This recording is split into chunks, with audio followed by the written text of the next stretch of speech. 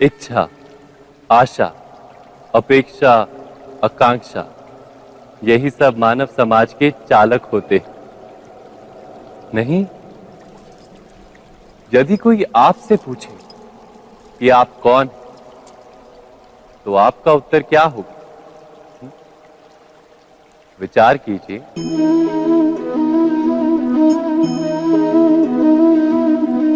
आप तुरंत ही ये जान पाएंगे कि आपकी इच्छाएं ही आपके जीवन की व्याख्या है। कुछ पाने से मिली सफलता, कुछ ना पाने से मिली निष्फलता ही आपका परिचय। अधिकतर लोग ऐसे जीते हैं कि स्वयं भीतर से मरते रहते हैं, किंतु अपनी इच्छाओं को नहीं मार पाते। इच्छाएं उन्हें दौड़ाती हैं जिस प्रकार मृग तृष्णा मृग को दौड़ाती। परंतु इन्हीं इच्छाओं के गर्भ में ही ज्ञान का प्रकाश भी। कैसे? जब इच्छाएं अपूर्ण रहती और टूटती, तब वहीं से ज्ञान की किरण प्रवेश करती है मनुष्य के हृदय। ना, ये कथा नहीं है केवल इच्छाओं के संघर्ष की, नहीं है केवल महत्वाकांक्षाओं से जन्म लेने वाले भयावह रक्तपात। ये कथा है इच्छाओं के गर्भ से उदित होते हुए ज्ञान की।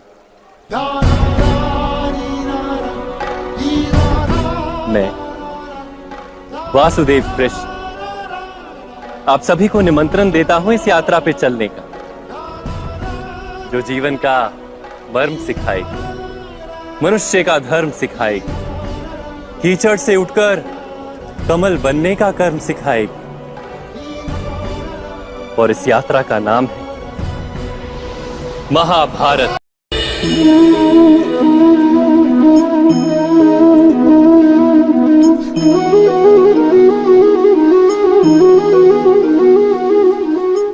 संतानों के भविष्य को सुख से भरने का प्रयत्न करना, यही हर माता पिता का प्रथम कर्तव्य होता है, जिन्हें आप इस संसार में लाए और जिनके कर्मों से ये जगत आपका भी परिचय पाएगा भविष्य में। उनके भविष्य के सुख की योजना करने से अधिक महत्व और हो भी क्या सकता है। किंतु सुख और सुरक्षा, क्या ये मनुष्य के कर्मों से प्राप्त नहीं होते?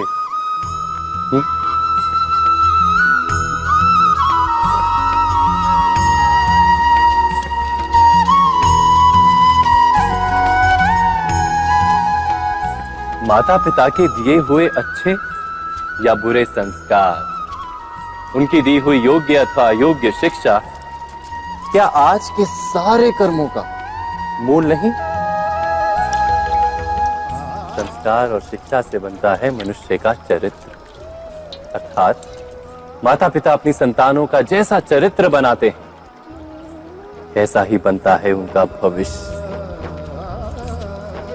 किंतु फिर भी अधिकतर माता पिता अपनी संतानों का भविष्य सुरक्षित करने की चिंता में उनका चरित्र निर्माण का कार्य भूल ही जाते हैं। वस्तुतः जो माता पिता अपनी संतानों के भविष्य की चिंता करते हैं, उनकी संतानों को कोई लाभ नहीं होता। किंतु जो माता पिता अपने संतानों के भविष्य की नहीं, उनके चरित्र का निर्माण करते हैं, उन संतानों की प्रशस्ति समस्त संसार करता है। स्वयं विचार कीजिए।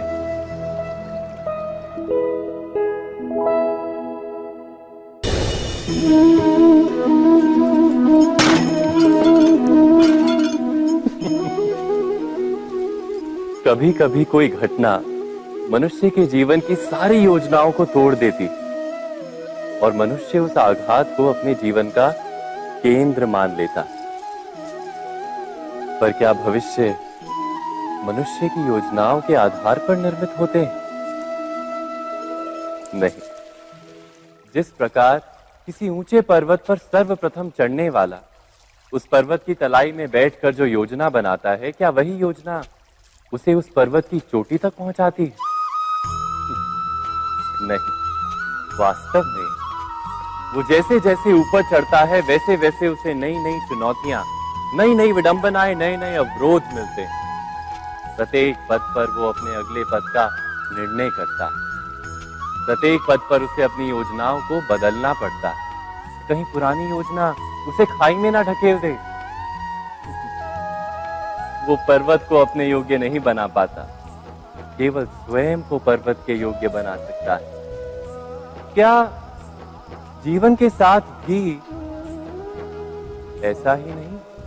जब मनुष्य जीवन में किसी एक चुनौती को, एक अवरोध को अपने जीवन का केंद्र मान लेता है, अपने जीवन की गति को ही रोक देता है, तो वो अपने जीवन में सफल नहीं बन पाता और ना ही सुख और शांति प्राप्त कर पाता।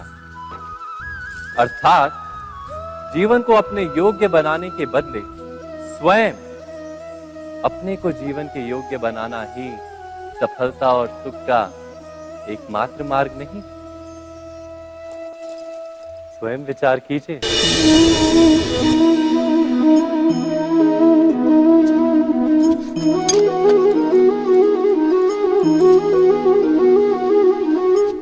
भविष्य का दूसरा नाम है संघर्ष। हृदय में आज इच्छा होती है और यदि पूर्ण नहीं हो पाती तो हृदय भविष्य की योजना बनाता है। भविष्य में इच्छा पूर्ण होगी ऐसी कल्पना करता रहता है, किंतु जीवन ना तो भविष्य में है ना अतीत में। जीवन तो इस क्षण का नाम, अर्थात इस क्षण का अनुभव ही जीवन का अनुभव। पर हम ये जानते हुए भी इतना सा सत्य समझ नहीं पाते। या तो हम बीते हुए समय के स्मरणों को घेर कर बैठे रहते हैं, या फिर आने वाले समय के लिए हम योजनाएं बनाते रहते हैं और जीवन जीवन बीत जाता है। एक सत्य यदि हम हृदय में उतार लें कि ना हम भविष्य देख सकते हैं, ना ही भविष्य निर्मित कर सकते हैं, हम तो केवल धैर्य और साहस के साथ भविष्य को आलिंगन दे सकते हैं, स्वागत कर सकते हैं भविष्य का। तो क्या जीवन का हर पल जीवन से नहीं भर जाएगा? स्वयं विचार कीजिए। पूर्वजों की इच्छा, आशा, महत्वाकांक्षा, क्रोध, बैर, प्रतिशोध, यही सब आने वाली पीढ़ी की धरोहर बनते हैं। माता पिता अपनी संतानों को देना तो चाहते हैं समस्त विश्व का सुख, पर देते हैं अपनी पीड़ाओं की संपत्ति। देना चाहते हैं अमृत, पर साथ ही साथ विष का घड़ा भी भर देते हैं। आप विचार कीजिए, आपने अपनी संतानों को क्या दिया आज तक? अवश्य प्रेम, ज्ञान, संपत्ति आदि दिए, पर क्या साथ ही साथ उनके मन को मैल से भर देने वाले पूर्व ग्रह नहीं दिए? अच्छे बुरे की पूर्व निर्धारित व्याख्याएं नहीं दी? व्यक्ति का व्यक्ति के साथ, समाजों का समाजों के साथ, राष्ट्र का राष्ट्र के साथ संघर्ष क्या इन्हीं पूर्व ग्रहों से निर्मित नहीं होते? हत्या, मृत्यु, रक्तपात क्या इन्हीं पूर्व ग्रहों से नहीं जन्मते? अर्थात माता पिता अपनी संतानों को जन्म के साथ मृत्यु का दान भी देते हैं। प्रेम के प्रकाश के साथ साथ घृणा का अंधकार भी देते हैं, और अंधकार मन का, हृदय का हो या वास्तविक हो, उससे केवल भय प्राप्त होता है, केवल भय। स्वयं विचार कीजिए।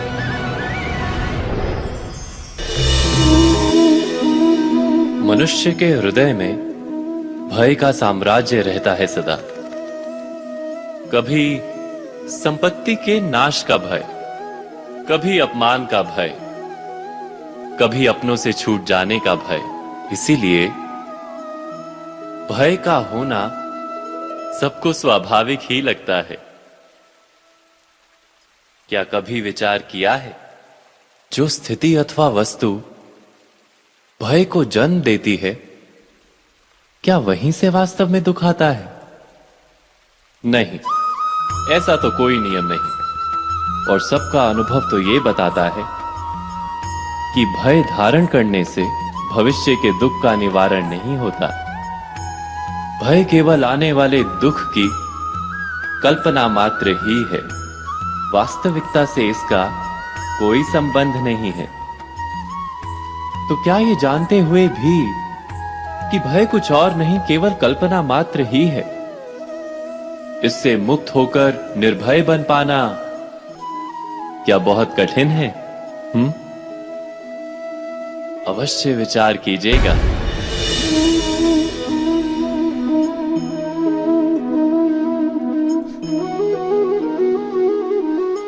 जगत में प्रत्येक व्यक्ति को किसी ना किसी प्रकार की निर्बलता अवश्य होती है। जैसे कोई बहुत तेजी से दौड़ नहीं पाता तो कोई अधिक भार नहीं उठा पाता, कोई असाध्य रोग से पीड़ित रहता है तो कोई पढ़े हुए पाठों को स्मरण में नहीं रख पाता। ऐसे अनेकों उदाहरण और भी हैं। क्या आप किसी ऐसे व्यक्ति को जानते हैं जिसे सब कुछ प्राप्त हो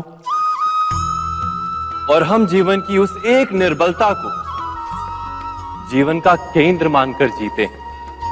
इस कारणवश हृदय में दुख और असंतोष रहता है सदा।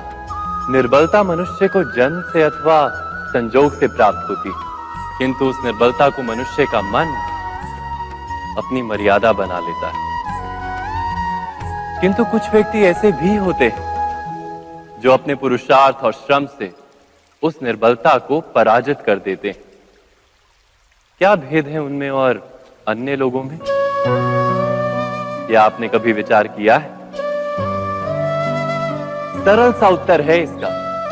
जो व्यक्ति निर्बलता से पराजित नहीं होता, जो पुरुषार्थ करने का साहस रखता है हृदय में, वो निर्बलता को पार कर जाता है।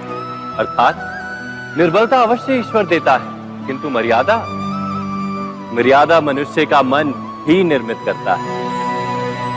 स्वयं विचार कीजिए।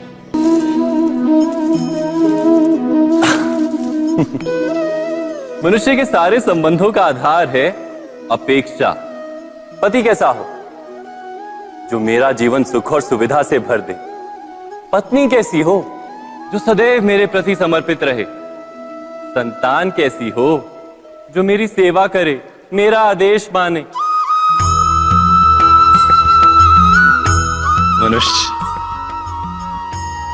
मनुष्य उसी को प्रेम भी कर पाता है जो उसकी अपेक्षा पूर्ण करता है। और अपेक्षा की तो नियति है भंग होना। कैसे? क्योंकि अपेक्षा मनुष्य के मस्तिष्क में जन्म लेती है। कोई अन्य व्यक्ति उसकी अपेक्षाओं के बारे में जान ही नहीं पाता। पूर्ण करने की प्रामाणिक इच्छा हो तब भी कोई मनुष्य किसी की अपेक्षाओं को पूर्ण नहीं कर पाता। और वहां से जन्म लेता है संघर्ष। सारे संबंध संघर्ष में परिवर्तित हो जाते। पर मनुष्य अपेक्षा को संबंध का आधार ना बनाए और स्वीकार करे केवल संबंध का आधार, तो क्या ये जीवन स्वयमेव सुख और शांति से नहीं भर जाएगा? स्वयं विचार कीजिएगा।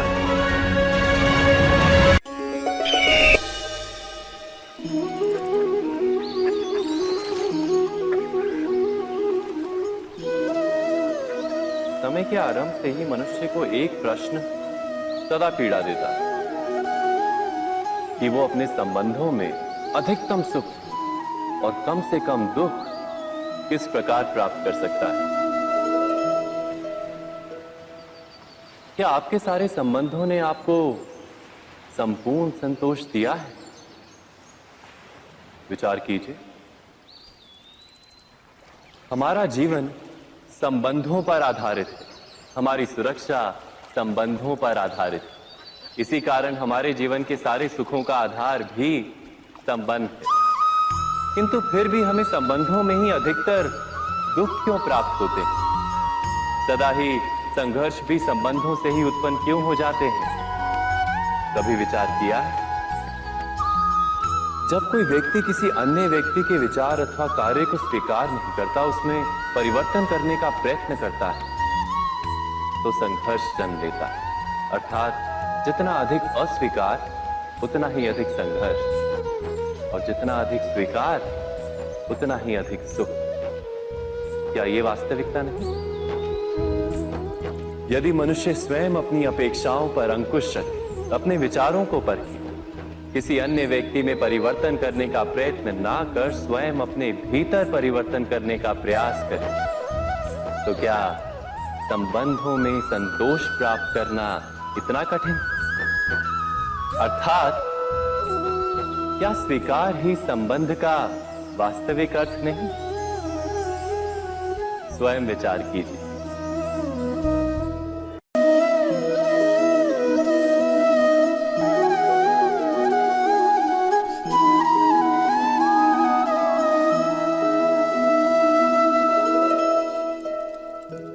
जब किसी व्यक्ति को किसी घटना में अन्याय का अनुभव होता है, तो वो घटना उसके अंतर को झकझोर देती। समस्त जगत उसे अपना शत्रु प्रतीत होता है। अन्याय लगने वाली घटना जितनी बड़ी होती है, मनुष्य का हृदय भी उतना ही अधिक विरोध करता है। उस घटना के उत्तर में वो न्याय मांगता है, और ये योग्य भी है। वास्तव में समाज में किसी भी प्रकार का अन्याय व्यक्ति की आस्था और विश्वास का नाश है। किंतु ये न्याय क्या है? न्याय का अर्थ क्या है? अन्याय करने वाले को अपने कार्य पर पश्चाताप हो, और अन्याय भुगतने वाले के मन में फिर से विश्वास जगे समाज के प्रति। इतना ही अर्थ है ना न्याय का। किंतु जिसके हृदय में धर्म नहीं होता, वो न्याय को छोड़कर बैर और प्रतिशोध को अपनाता है। हिंसा के बदले प्रतिहिंसा की भावना लेकर चलता है। स्वयं भोगी हुई पीड़ा से कहीं अधिक पीड़ा देने का प्रयत्न करता है, और इस मार्ग पर चलते अन्याय को भुगतने वाला स्वयं अन्याय करने लगता है। शीघ्र ही वो अपराधी बन जाता है। अर्थात न्याय और प्रतिशोध के बीच बहुत कम अंतर होता है, और इसी अंतर का नाम है धर्म। क्या ये सत्य नहीं? स्वयं विचार कीजिए। दो व्यक्ति जब निकट आते हैं तो एक दूसरे के लिए सीमाएं और मर्यादाएं निर्मित करने का प्रयत्न अवश्य करते हैं। हम यदि सारे संबंधों पर विचार करें तो देखेंगे कि इन सारे संबंधों का आधार यही सीमाएं हैं जो हम दूसरों के लिए निर्मित करते हैं। और यदि अनजाने में भी कोई अन्य व्यक्ति इन सीमाओं को तोड़ता है, तो उसी क्षण हमारा हृदय क्रोध से भर जाता है। इन सीमाओं का वास्तविक रूप क्या है? क्या हमने कभी विचार किया? सीमाओं के द्वारा हम दूसरे व्यक्ति को निर्णय करने की अनुमति नहीं देते, अपना निर्णय उस व्यक्ति पर थोपते, अर्थात किसी की स्वतंत्रता का अस्वीकार करते हैं हम।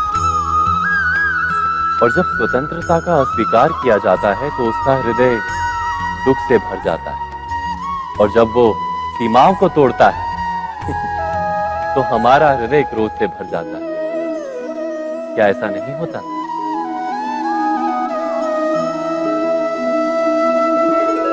पर यदि एक दूसरे की स्वतंत्रता का सम्मान किया जाए तो किसी मर्यादाओं या सीमाओं की आवश्यकता ही नहीं होती। अर्थात जिस प्रकार स्वीकार किसी संबंध का देह है, क्या वैसे ही स्वतंत्रता किसी संबंध की आत्मा नहीं? स्वयं विचार कीजिए।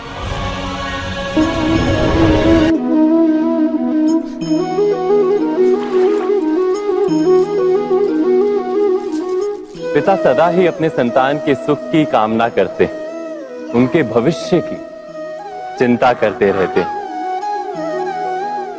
इसी कारणवश सदा ही अपने संतानों के भविष्य का मार्ग स्वयं निश्चित करने का प्रयत्न करते रहते। जिस मार्ग पर पिता स्वयं चला है, जिस मार्ग के कंकर पत्थर को स्वयं देखा है, मार्ग की छाया, मार्ग की धूप को स्वयं जाना है, उसी मार्ग पर उसका पुत्र भी चले, यही इच्छा रहती है हर पिता की। निस्संदेह उत्तम भावना है ये, किंतु 3 प्रश्नों के ऊपर विचार करना हम भूल ही जाते। कौन से प्रश्न? प्रथम प्रश्न, क्या समय के साथ प्रत्येक मार्ग बदल नहीं जाते? क्या समय सदा ही नई चुनौतियों को लेकर नहीं आता? तो फिर बीते हुए समय के अनुभव नई पीढ़ी को किस प्रकार लाभ दे सकते हैं? दूसरा प्रश्न, क्या प्रत्येक संतान अपने माता पिता की छवि होता है? हाँ, संतानों को संस्कार तो अवश्य माता पिता देते हैं, किंतु भीतर की क्षमता तो ईश्वर देते हैं।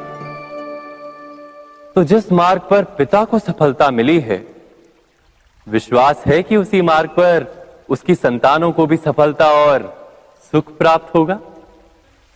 तीसरा प्रश्न, क्या जीवन के संघर्ष और चुनौतियां लाभकारी नहीं होती?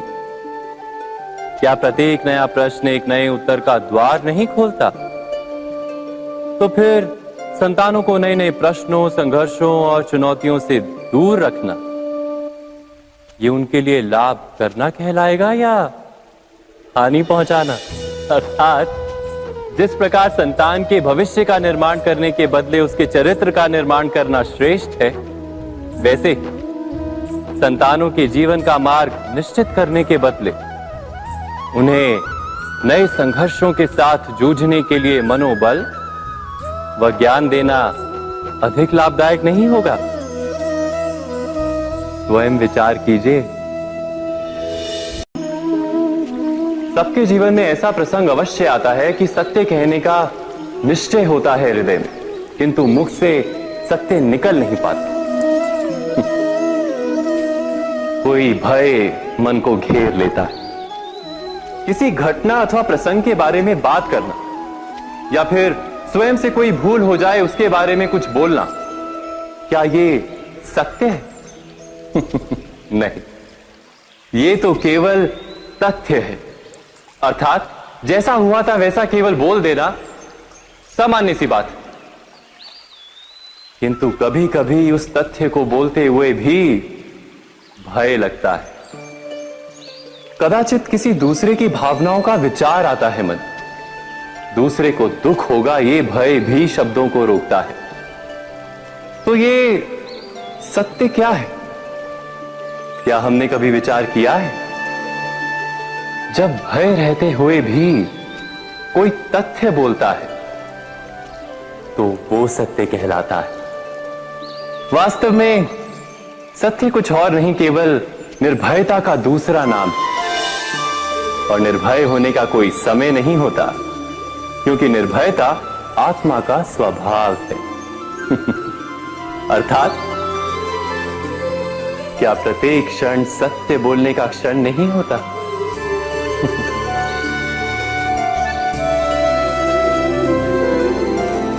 स्वयं विचार कीजिए। जब भी किसी की आशा और इच्छा भंग होती है तो उसका हृदय क्रोध से भर जाता है। जिस व्यक्ति को वो अपना अपराधी समझता है उसे दंड देने का प्रयत्न करता है। पर क्या हमारी इच्छा या आशा का भंग होना क्या सदा ही किसी का अपराध होता है? इच्छाओं के अपूर्ण रहने के तो कई कारण हो सकते हैं। कुछ तो संजोग के कारण अधूरी रह जाती हैं और कुछ नियति के कारण। और कभी कभी इच्छाओं का स्वरूप ही ऐसा होता है कि वो पूर्ण नहीं हो पाती। बिना परिस्थिति पर विचार किए किसी को अपराधी मान लेना न्याय नहीं, प्रतिशोध है।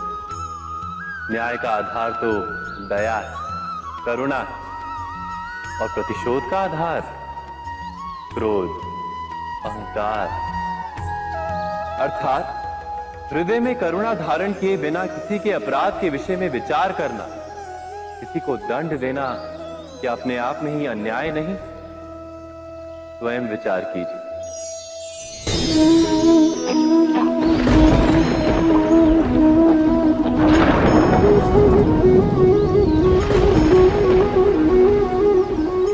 सपनों और पूर्वाभासों के आधार पर हम भविष्य के सुख दुख की कल्पना करते हैं। भविष्य के दुख का कारण दूर करने के लिए हम आज योजना बनाते हैं। किंतु कल के संकट को आज निर्मूल करने से हमें लाभ मिलता है या हानि पहुंचती है? ये प्रश्न हम कभी नहीं करते। सत्य तो यह है कि संकट और उसका निवारण साथ जनते हैं, व्यक्ति के लिए भी और सृष्टि के लिए भी। नहीं, आप अपने भूतकाल का स्मरण कीजिए, इतिहास को देखिए। आप तुरंत ही ये जान पाएंगे कि जब जब संकट आता है तब तब उसका निवारण करने वाली शक्ति भी जन्म लेती है। यही तो जगत का चलन है। वस्तुतः संकट ही शक्ति के जन्म का कारण है। प्रत्येक व्यक्ति जब संकट से निकलता है तो एक पद आगे बढ़ा होता है, अधिक चमकता है, आत्मविश्वास से अधिक भरा होता है, न केवल अपने लिए अपितु विश्व के लिए भी। क्या ये सत्य नहीं?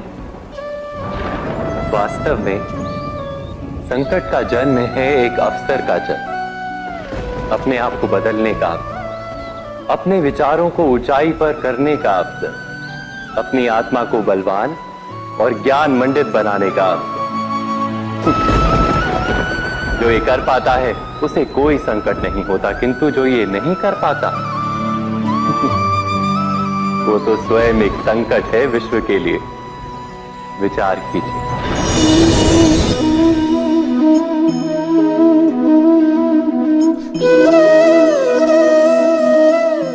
परंपरा में धर्म बसता है और परंपराएं ही धर्म को संभालने का कार्य करती हैं, ये सत्य है। पर क्या केवल परंपरा ही धर्म है? विचार कीजिए। सत्य तो यह है कि जिस प्रकार पाषाण में शिल्प होता है उसी प्रकार परंपरा में धर्म होता है। इस पत्थर में शिल्प है, ये पत्थर शिल्प नहीं। शिल्प को उजागर करने के लिए उसे तोड़ना पड़ता है, अनावश्यक भागों को दूर करना पड़ता है। ठीक उसी प्रकार परंपराओं में धर्म ढूंढना पड़ता है। जिस प्रकार इंद्र पूजा की परंपरा को तोड़कर गोवर्धन पूजा का धर्म ना ढूंढा जाता तो यादवों को उनकी मुक्ति का मार्ग नहीं मिल पाता। अर्थात परंपरा को पूर्णता छोड़ देने वाला धर्म से वंचित रह जाता है और परंपरा का अंध अनुकरण करने वाला भी धर्म को प्राप्त नहीं कर पाता। कहते हैं हंस के पास नीर क्षीर विवेक होता है, दूध में मिले पानी को छोड़कर केवल दूध ही ग्रहण करता है। तो क्या सच्चा धर्म प्राप्त करने के लिए हृदय में ज्ञान से जन्मा विवेक आवश्यक है?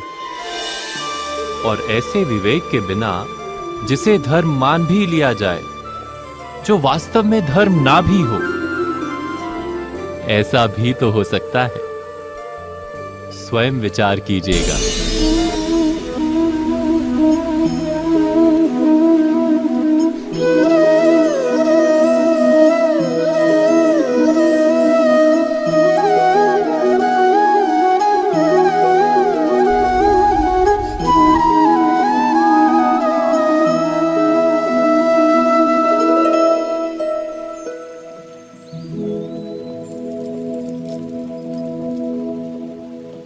भविष्य के आधार पर सब आज का निर्णय लेना चाहते हैं। भविष्य में सुख मिले, भविष्य सुरक्षित हो, ऐसे निर्णय आज लेने का प्रयत्न रहता है सबका। आप अपने जीवन को देखिए, क्या आपके अधिकतर निर्णय के पीछे भविष्य का विचार नहीं होता? और हो भी क्यों ना, अपने जीवन को सरल और सुखमय बनाने का प्रयत्न करने का अधिकार सबका है। पर भविष्य तो कोई नहीं जानता, केवल कल्पना ही की जा सकती है। तो जीवन के सारे महत्वपूर्ण निर्णय कल्पनाओं के आधार पर ही करते हैं हम। क्या निर्णय करने का कोई तीसरा मार्ग हो सकता है? विचार कीजिए। सारे सुखों का आधार धर्म है और वो धर्म मनुष्य के हृदय में बसता है। तो प्रत्येक निर्णय से पूर्व स्वयं अपने हृदय से ये प्रश्न अवश्य पूछ लेना कि ये निर्णय स्वार्थ से जन्मा है या धर्म से। क्या इतना पर्याप्त नहीं? भविष्य के बदले धर्म का विचार करने से क्या भविष्य अधिक सुखपूर्ण नहीं होगा?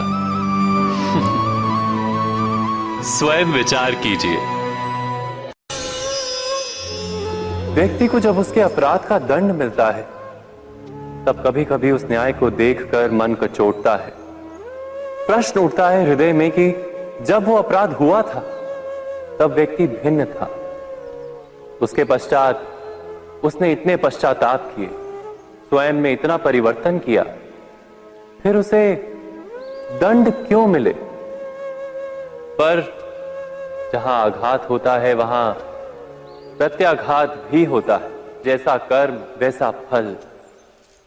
यदि किसी को प्रेम दोगे तो सुख प्राप्त होगा, यदि किसी की हत्या करोगे तो मृत्यु दंड मिलेगा। जैसा कार्य वैसा ही न्याय। तो फिर प्रायश्चित और पश्चाताप का कोई मूल्य नहीं है?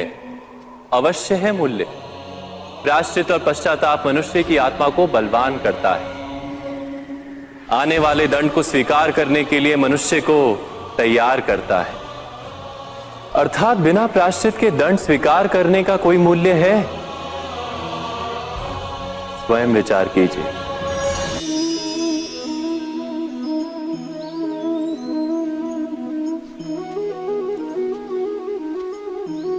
जब अपने किसी अच्छे कार्य के उत्तर में दुख प्राप्त होता है अथवा किसी को उसके दुष्ट कार्य में सुख मिलता है तो मन अवश्य ये विचार करता है कि अच्छा कार्य करने का, धर्म के मार्ग पर चलने का तात्पर्य क्या है। पर दुष्ट आत्मा को क्या प्राप्त होता है ये भी देखिए। दुष्टता करने वाला हृदय सदा चंचल रहता है, अकुलाता रहता है।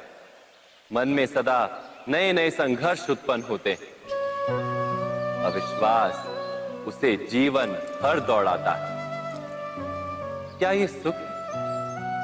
जबकि धर्म पे चलने वाला, अच्छा कार्य करने वाले, सच्चरित्र व्यक्ति का हृदय शांत रहता है। परिस्थितियां उसके जीवन के सुख में बाधा नहीं बनती। समाज में सम्मान और मन में संतोष रहता है सदा। अर्थात अच्छा बर्ताव भविष्य में किसी सुख का मार्ग नहीं। अच्छा बर्ताव स्वयं सुख अथवा बुरा बर्ताव भविष्य में किसी दुख का मार्ग नहीं।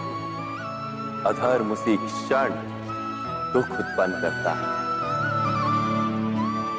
धर्म से सुख नहीं, धर्म स्वयं।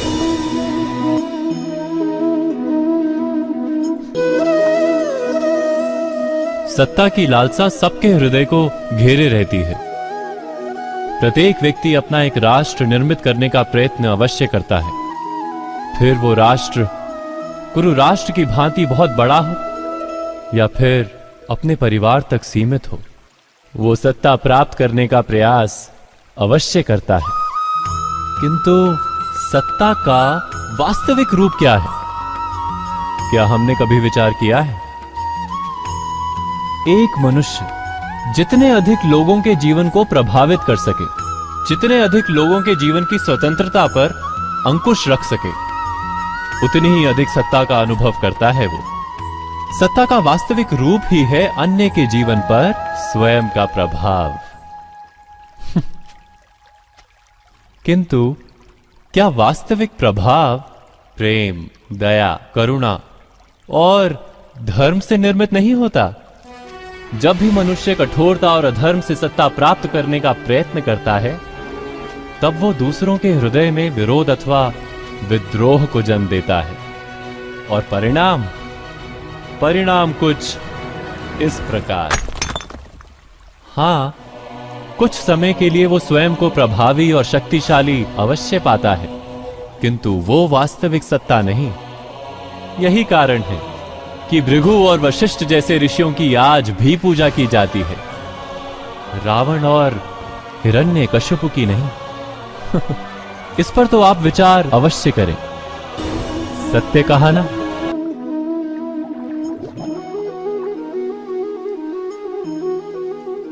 इस संसार में आने वाला प्रत्येक बालक संपूर्णतः संस्कार रहित होता है। उसके अंतर पर ना किसी अच्छे संस्कार के चिन्ह अंकित होते हैं, ना ही बुरे संस्कार के। अर्थात जन्म से बालक में ना कोई गुण होता है और ना ही कोई दोष। तो ये दोष अथवा गुण किस प्रकार प्राप्त होते हैं? क्या हमने कभी विचार किया है? जो बात माता पिता के मुख से निरंतर सुनी जाती है, वही बात उनकी संतानों के हृदय का संस्कार बनती है। जैसे किसी गांव में नदी तट तक एक पगडंडी बन जाती है केवल उस मार्ग पर बार बार चलने के कारण।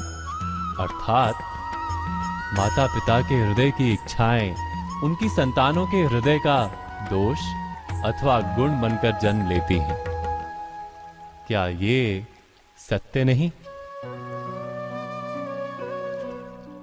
पर फिर भी जब उनकी संतानों में कोई दोष दिखाई देता है, तो माता पिता आश्चर्य और दुख से भर जाते हैं। माता पिता का हृदय ये प्रश्न करता है कि उनकी संतानों में ये कुसंस्कार आए कहां से। सत्य तो यही है कि माता पिता अपनी संतानों को अनजाने में ही कुसंस्कार के बीज दे देते हैं, जो उनके संतानों की हृदय भूमि पर कुसंस्कार का वृक्ष बनकर उगता है।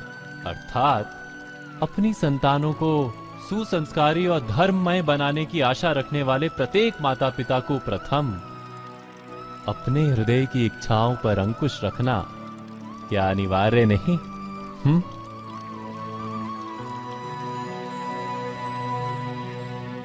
प्रत्येक माता पिता इस पर विचार अवश्य कीजिएगा।